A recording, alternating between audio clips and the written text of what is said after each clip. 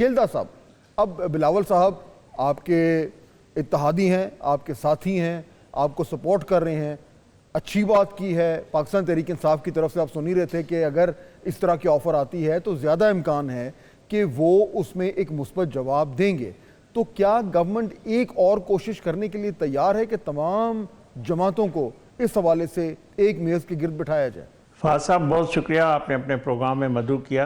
बिल्कुल बिलावल भुट्टो साहब की जो बात है ये खुशाइंदा बात है, और मैं समझता हूँ वज़ीर आज़म शहबाज शरीफ साहब ने जो उस इजलास में खिताब किया था, उन्होंने भी ये कहा था कि ये मुशावरत का अमल जो है या ये जो इस तरह की गुफ्तगू है वो की जाएगी आगे भी।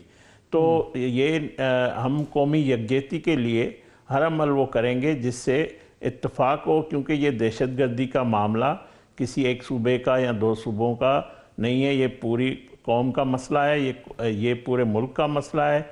और इस पे हमें जितनी भी कोशिश करनी है हुकूमत की तरफ से, हम कोशिश करेंगे कि सबको इत्तफाक में रखें। मगर उसको एक चीज़ इसको भी देखना होगा कि बानी पीटीआई के लिए जो मुलाकात का ये बहाना करते हैं हर मामले में, 26वीं आइनी तरमीम हो या जो एहतजाज हो, ये मुलाकात की शर्त लगाकर पीछे हट जाते हैं।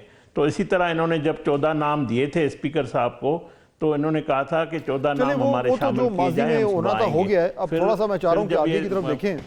माजी में तो बिल्कुल ही ऐसा हुआ और वो फिर उन्होंने अपना एक फैसला तब्दील भी किया, वो बात ठीक है आपकी। लेकिन अब इशू ये है ना खेलदा साहब, मैं ये जो आपके सामने नुक्ता रख रहा हूँ वो ये है कि बहुत सारे पाकिस्तान तहरीक इंसाफ के लोग जो हैं वो ये कहते हैं कि आपकी गवर्नमेंट का एक्चुअली आपके इंटरेस्ट में है ये कि ये लोग आपके साथ ना बैठें, क्योंकि अगर पाकिस्तान तहरीक इंसाफ की इस तरीके से इस्टेब्लिशमेंट के साथ कोई बेहतर इंगेजमेंट होती है, उनका कोई बातचीत का सिलसिला शुरू होता है, कोई चैनल्स ऑफ कम्युनिकेशन खुलते हैं, तो वो आपके लिए नुकसानदेह है, क्योंकि जितने पीटीआई और इस्टेब्लिशमेंट करीब आएगी उतना आप लोगों के लिए मसला हो जाएगा। इसलिए आपके इंटरेस्ट में कि आप उन्हें दूर रखें, इसलिए आप एक और कॉन्फ्रेंस नहीं बुलाएंगे।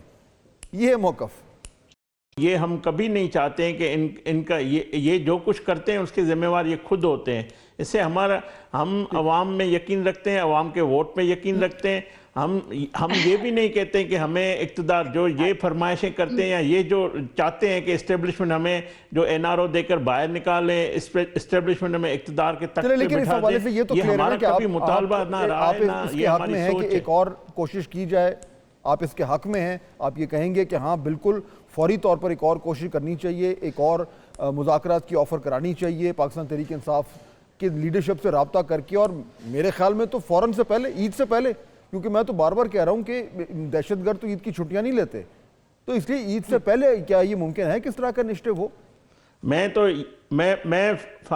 तो फासा मैं ज़ाती ये अपनी राय आपको दे रहा हूँ कि बानी पीटीआई को सियासी दायरा में आना चाहिए, सियासी उसूलों पे चलना चाहिए, और वो बजाय के इस्टेब्लिशमेंट पे इल्ज़ाम लगाना, इस्टेब्लिशमेंट पे टारगेट करना, सिपाही सालार के खिलाफ कैंपेन चलाना, ये सारी प्रोपेगेंडा करना, और जाफर एक्सप्रेस के हमले पे मजम्मत ना करना और उनके साथ खड़ा हो जाना, जो ये सारा अमल, ये सारा कत्लेआम जो पाकिस्तान को कमज़ोर करना चाहते हैं। हम तो कहते हैं वो रास्ता आप तुर्क करके सियासी रास्ता आप लें। ठीक है, ये पाकिस्तान हम चाहते हैं कि सियासी डायलॉग। बिल्कुल ठीक है।